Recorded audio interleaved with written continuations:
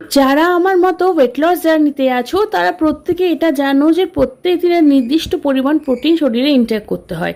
আর যারা নন ভেজিটেরিয়ান তারা মাছ ডিম মাংস থেকে প্রোটিনটা পেয়ে যায়, কিন্তু যারা ভেজিটেরিয়ান বা বলতে পারো বাড়িতে নিরামিষের দিন, সেদিন কিন্তু প্রোটিন ইনটেক করার জন্য আমাদের উপর পনিরের উপরে ভরসা করতে হয়।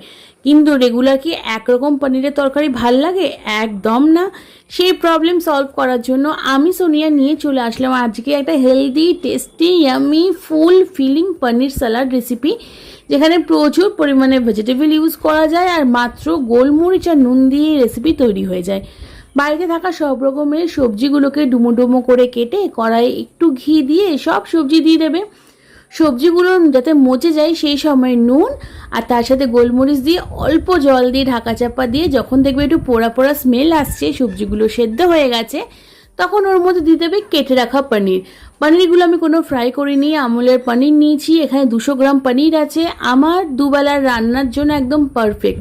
বাস কিছুক্ষণ মিক্স করে আবার একটু গোলমরিচ দিলেই একদম রেডি আমাদের ইয়াম্মি ইয়াম্মি 1 পট মিল পনির স্যালাড রেসিপি। তবে শুধু 1 পট হিসাবেও নাও, তোমরা এখানে কিন্তু স্যান্ডউইচ হিসাবে অথবা ওটসের রুটির সাথে অথবা কিনোয়ার সাথেও কিন্তু অ্যাজ আ সবজি এটা খেতে পারো।